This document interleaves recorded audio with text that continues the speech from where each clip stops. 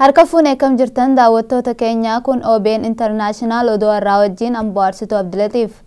Afrikaan torbaan dhufi irraa eegalee qorannoo vaayirasii koronaa namoota miliyoona 1 irratti gaggeessuuf akka qophooftee giddugalli to'annoo fi ittisa dhukkuba Afrikaa beeksise. Alamaayyoo Qannaa gabaasa dabalataa qaba.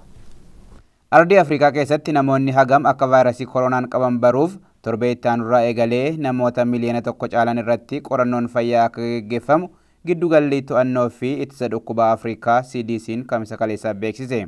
Qorannoon akka mul'isutti ji'oota 6 dhufanitti Afrikaa keessatti namoonni miliyoona 10 ta'an vaayirasii kanaan qabamuu danda'u.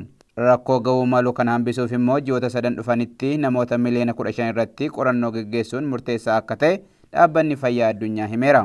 Baay'ina uummata biliyoona 1 fi miliyoona 300 kan qabdu Afrikaan qorannoo vaayirasii koronaa kana saffisiisuuf kan dirqamteef dhukkubni Chaayinaadhaa ka'ee Awurooppaa fi Ameerikaa haala hamaan dadhabsiise kun gara ardii Afrikaatti waan fuuladeeffateefi.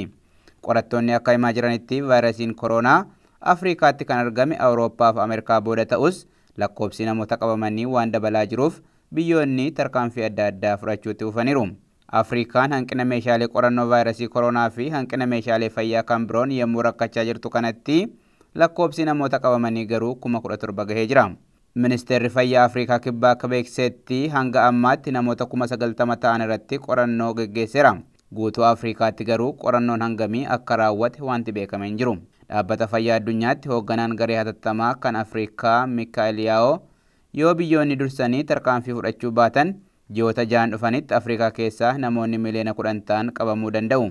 Hoogganaan dhaabbata to'annoo fi ittisa dhukkuba Afrikaa Ameerikaan gargaarsa maallaqaa dhaabbata fayyaa addunyaaf kennitu addaan kutuun ishee akka isaan yaaddeesse himuun gochi kun biyyoonni miseensota gamtaa Afrikaa akka gargaarsa barbaachisu hin arganneef dhiibbaa guddaa uuma jedhan. Biyyoonni Afrikaa 10 yeroo ammaa kana dhukkuba vaayirasii koronaa wal'aanuuf kan gargaaru meeshaa deeggarsaa argansuu ventileetarii hin qaban. Haa ta'u malee gargaarsa dhiyeenyatti dhaabbata Jaakmaa Faawundeeshin irraa argame haalli ittiin argachuu danda'an jira. Akka CDC'n Afrikaa jedhutti. Gama biraatiin vaayirasii koronaa kana ittisuuf tarkaanfii mana turuu biyyoonni Afrikaa fudhataniin lammiileen galii gadi aanaa qaban hedduun rakkoo dinagdee keessa seenaa jiraachuu ABC'n gabaaseera. Raashiyaan sababa vaayirasii koronaatiin kabaja guyyaa yaadannoo waggaa 75ffaa injifannoo Sooviyeet kan waraana addunyaa lammaffaa caamsaa 9 kabajamu yeroo birootti dabarsiti. Gabaasa CGTN mirkanaata addasaatu dhiyeessa. Vaayirasiin koronaa erga addunyaa irratti mul'ate as biyyoottan hedduu karoora jijjiirsiseera. Raashiyaa keessatti sababa tamsa'ina vaayirasii kanaan guyyaan injifannoo Sooviyeet waraana addunyaa lammaffaa keessatti galmeessite waggaa waggaan kabajamu kan bara kanaa fuulduratti akka beellamamuuf sababa ta'eera. Pireezidaantiin Raashiyaa Vilaadimiir Puutiin sirna kabajaa ayyaana injifannoo Sooviyeet waraana addunyaa lammaffaa keessatti galmeessite sababa vaayirasiin koronaa biyyattii keessatti babal'achaa jiraachuutiin yeroo biraatti darbuu beeksisan. Vilaadimiir Puutiin mana maree nageenyaa biyyattii wajjin marii wayita taasisanitti rakkoon vaayirasii koronaa walqabatee biyyattii mudachaa jiru hammaataa dhufe.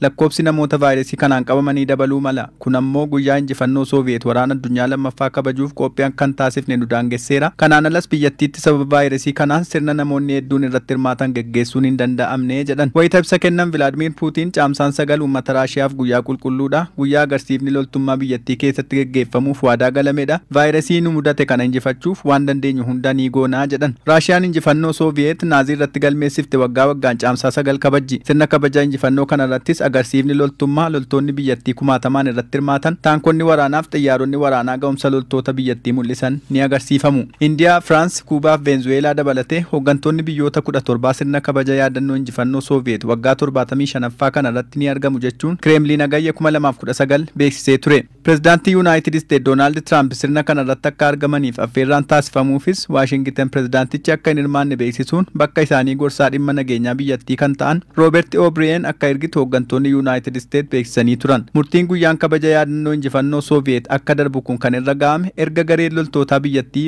waraana sana irratti hirmaatanii turan veeteraansi guyyaan yaadannoo injifannoo kun akka achi dheeratuuf gaaffii dhiyeessanii booda jedhameera. Loltoonni waraana sana irratti hirmaatanii turan xalayaa pireezidaantii Raashiyaa Vilaadimiir Puutiniif barreessaniin tamsa'ina vaayirasii koronaa biyyattiitti mudateen guyyaan yaadannoo kun guyyaa birootti jijjiiramuu qaba jechuun barreessan. Xalayaa barreessaniinis guyyaan yaadannoo injifannoo Sooviyeet yeroo loltoonni keenya miidhaaf saaxilamuu danda'an osoo hin taane yeroo nagaaf tasgabbiin jiruu fi hirmaattonni sirnichaa hundi rakkoof hin saaxilamnetti ta'uu qabaa jedhan. Raashiyaatti vaayirasiin koronaa haalaan tatamsa'aa jira. Kamisa kaleessaa qofa biyyattii keessatti namoonni 3,448 vaayirasii kanaan qabamu ministeerri fayyaa biyyattii beeksiseera. Hanga oduun kun qindaa'etti Raashiyaatti namoonni vaayirasii koronaa COVID-19 qabaman namoota 32,800 yommuu ta'an namoonni 273 sababa vaayirasichaan lubbuu isaanii dhabaniiru. Namoonni 2,590 immoo vaayirasicharraa bayyanataniiru jechuun CGTN gabaaseera.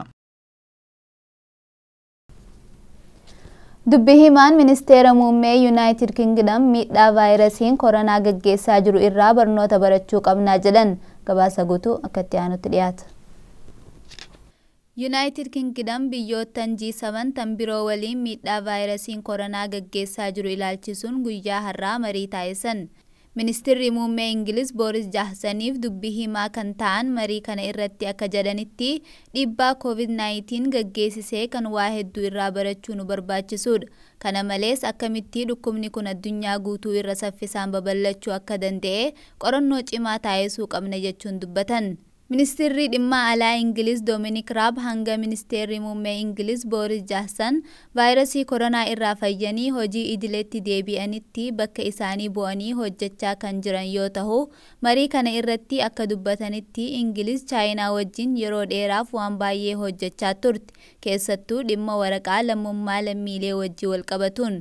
Haa ta'u malee akka Dominic Raab jedhanitti erga vaayirasiin koronaa Chaayinaa irraa ka'ee miidhaa guddaa addunyaa irraan gahe booda Chaayinaa waliin akka duraanitti hariiroo gaariin hojjechuuf hin jiru. Hoggantoonni biyyoota G7 akka Chaayinaan marii taahame kana irratti hirmaattuuf bilbilaan kan dubbisanii turan yoo ta'u, akkamitti vaayirasiin kun addunyaa guutuu irra babal'achuu akka danda'e Chaayinaarraa baruu barbaadu. Vaayirasiin kun kan eegale Chaayinaa keessatti. Nuti kan barbaannu michoota keenya isaan addunyaa waliin taane akka gaaritti xiyyeeffannaadhaan ilaallee baruudha.